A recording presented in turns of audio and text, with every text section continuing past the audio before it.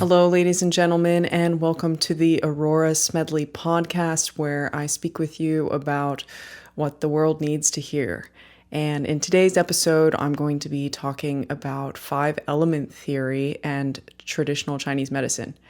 So get yourself on the edge of your seats, ladies and gentlemen. We are going to talk about some acupunctural topics. So, after last week's episode, I had someone ask about 5-element theory. What is 5-element theory? What is that really all about? And so I'm going to go a little bit into that in this episode. Just as far as my understanding of 5-element theory, I won't claim to be an expert on this topic. However, I have done some personal study into traditional Chinese medicine. So let's get the ball rolling. So let me start by talking about my own relationship with energy healing and how I got interested in Chinese medicine in the first place. My interest in traditional Chinese medicine happened because the first thing that worked for my depression when I was looking to recover from severe depression and suicidality many years ago was acupuncture. So unexpectedly, the first thing that actually worked for me was acupuncture. This was totally caught me by surprise. I didn't believe in acupuncture. I didn't believe in energy medicine. I thought it was all a bunch of hogwash. But then the first thing that actually worked for me was acupuncture. I didn't even believe in energy at the time, So this is like how distant and how reality shattering of a event this was for me, because I didn't know energy medicine was a thing. I didn't believe in qi. I thought it was like a bunch of baloney. And so it just like didn't make any sense to me that worked. In my mind, it made no cognitive sense how somebody sticking some needles at various specific points in your body could possibly make you feel better from a mental illness ailment, right? That doesn't make any sense in the Western paradigm, right? So fast forward a couple years, I began to be interested in learning energy healing because of that experience, and because as a musician, I realized that music is energy. And so if I learned how to manipulate energy on my own, perhaps I would be able to convey that through my music. So that was my interest at the time. So then I decided to become a Reiki master because of that. So Reiki is a kind of energy healing that originated in Japan. In Chinese, Reiki translates to Ling Qi, which means spiritual energy or mysterious energy. So basically, it's a manipulation of this quote unquote qi force that exists in Chinese medicine, that also is referred to in Reiki as qi instead of qi, or in Hindu traditions as prana. So all of these different traditional healing methods refer to qi by different names, but they're essentially referring to the same thing. Qi, prana, ki, it's all the same thing. It's all energy, but it's a specific type of energy. It's the energy that animates the body. Going further into Chinese medicine, if we go into it in a future episode, according to Chinese medicine, there's actually 3 different kinds of fundamental energy in the human body. One being qi, one being Xing, and then the other being Shen. Xing is life essence, and Shen is spiritual energy. That was a little bit of a tangent away from the original topic, which was that I got into Reiki healing, and I started studying Reiki, and I did my Reiki master certification, and then I started practicing on people, and crazy things started to happen. I saw some crazy changes happen in people. I Also, in my first, I want to say it was like in my first dozen sessions or so, one of those early sessions, I essentially accidentally did an exorcism on somebody and removed an entity that was in her being. It was the trippiest thing I've ever experienced, one of the trippiest things I've ever experienced. And this was through doing a Reiki session on somebody. So this like further increased my interest in this whole energy medicine. So I began to read additional books on energy medicine, notably Donna Eden's book, Energy Medicine. Incredible book. I would say that that's probably like the closest thing that I've found to like a textbook on energy healing. And then I also started reading about shamanism. I read a textbook known as Shamanism in Chinese Medicine. I read The Shaman's Way. And then I also started reading into more traditional Chinese classics, such as the Yellow Emperor's Classic of Chinese Medicine, which is kind of like the original acupuncture manual, which is very, very technical, if I may say so.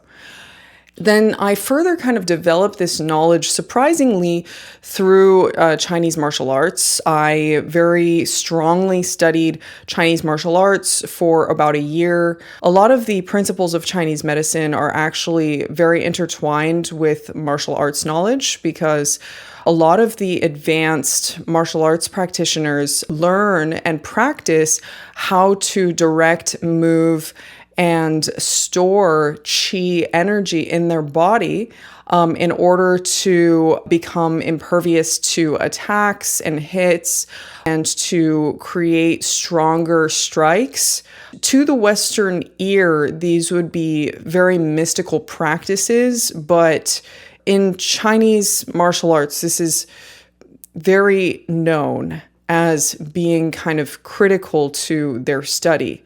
A lot of the information, for example, on pressure points actually really correlates to acupuncture knowledge. In the old times in China, many of the martial artists were actually talented healers because the understanding of the energy principles of the body were the same. It was simply the application of these principles that was different. So the martial artist uses the energy system of the body to attack and exploit the opponent's weaknesses to disarm them, whereas the healer uses these same energies of the body in order to restore wellness in an individual. So these are two different applications of the same knowledge. So this is why acupuncture and advanced martial artists actually overlap. There is an overlap between these two skill sets. It's simply a different application of the same knowledge. So now that I've gone into that was a bit of a long introduction. Let me discuss the understanding of 5-element theory. 5-element theory actually it's a little difficult to understand for Westerners, and the best understanding that I can convey at this time from my current knowledge is that essentially in ancient Chinese thought, there was actually 5 seasons rather than 4.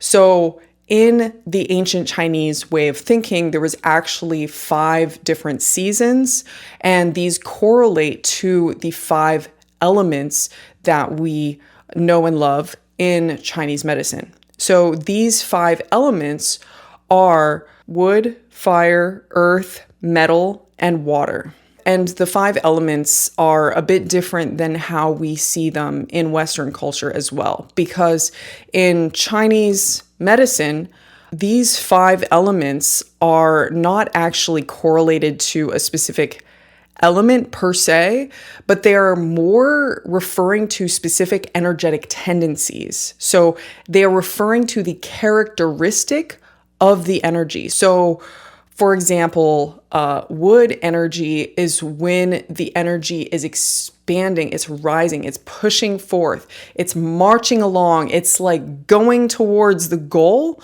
That's wood energy. I would say that I'm actually quite the wood energy type. So each of the 5 elements correlates to a different season, different organs in the body, and different energetic tendencies, and also different directions. So basically, the 5-element theory kind of represents how all of the universe is intertwined, but also is representative of the fact that there's certain energetic tendencies that are reflected by these different elements. So the wood element is about rising and pushing forth energy. So you can think of wood energy as like bamboo shoots when they are trying to push out of the ground. And maybe there's things that are laying on top of them, like rocks or other plants that they have to get through. So these shoots have to push really hard in order to burst out into the thin air. And then once they get out into air, they push forth with great speed and rapidity to get to their end goal of being a fully fledged bamboo, right? So you can think of this as the wood element. So then next is the fire element. Fire element correlates with summer. The summer element is correlated with being fully expanded. So fire element is the fully expanded energy. It is joy energy. It is completion energy. It is arrival energy. This is what the energy of fire is all about in Chinese thought. Okay, so fire in Western thought and the Western 4 elements are not the same as the Chinese 4 elements. These are different paradigms, and they see the world in different ways. So you need to forget the Western perspective when considering Chinese 5-element theory. So next after summer is earth, which is in Chinese thought, ancient Chinese thought, is late summer. You can kind of think of it as like the dog days of summer. Indian summer is what it's sometimes translated to. I think according to the weather patterns that they had at that time, they probably had what they felt was a distinct season that was different from summer and different from fall. And that was indicated by the earth element. So the earth element is noted for being very stable, is noted for being compassionate, and the flaw trait of the earth element is worry. And so then this leads to the metal element. The metal element is about stripping away. It is about refinement. It is about precision. It is about hewing away the things that are unnecessary in order to achieve a finer version of that thing. So you can think of it almost as the earth is being refined, is being melted down, is smelted into metal, thereby creating the metal element. Okay, so this is what the metal element is really all about. And so then finally, the metal element moves to the water element, and the water element correlates to winter. And then winter is essentially the final stage of all of this. Like I said, I will not claim to be the ultimate authority on this knowledge. However, actually finding good knowledge about the 5-element theory in Western writing is actually a little difficult because a lot of the Western acupuncture textbooks and even the modern acupuncture textbooks have really tried to sanitize acupuncture from being a shamanic practice, because acupuncture essentially derived and arose from ancient shamanic practice in China. And so there is kind of shamanic underpinnings to all of it. However, this is something that I think The Chinese government tried to remove from acupuncture. This is something that the Western perspective on acupuncture has kind of tried to remove from acupuncture. They've really tried to hew it down to being a clinical and more procedural science rather than a nuanced and quasi-spiritual art form, which I think is what it is when you look at it in its totality. Also, when we say five-element theory in Chinese medicine, it means theory in the scientific meaning of the word theory, which is, the same as the theory of gravitation, right? According to Chinese thought, this is essentially a law of the universe. Five-element theory is like the laws of gravity, the theories of gravity, the theories of Isaac Newton. These are five-element theory, right? I guess I'll convey some of my perspectives on five-element theory. I conceive of five-element theory as being a qualitative description for the parts of a sine wave. Basically, a sine wave has an up section, it has a peak section, it has a descent section, and it has a trough section, right? So the wood phase is the ascent, the summer phase is the peak, the fall metal phase is the descent, and the winter or water phase is the trough. And this is how I think of this principle. And I will admit, the earth element, I find a bit elusive as far as what it really means, because there's actually two different interpretations that I've found. One is that there were 5 elements and 5 seasons in ancient Chinese thought, not just 4. And so this is why there's 5 elements. The second idea, the second understanding of 5-element theory is the earth element is kind of like the equinoxes, where the tides are shifting, so to speak. So this is my best conveyance of this information to you as far as my understanding from my research about it. So how does this actually translate to healings, to applications for Chinese medicine and whatnot? Well, understanding the 5 elements is essential for seeing how these elements flow into each other and therefore how energy is flowing in a person's body. Because according to Chinese medicine, any illness, any issues that somebody has is due to a couple different things. First, blockages in flow. Second, excess buildup of energy. Or third, energy going where it's not supposed to go. It's routing in the wrong direction or to the wrong place.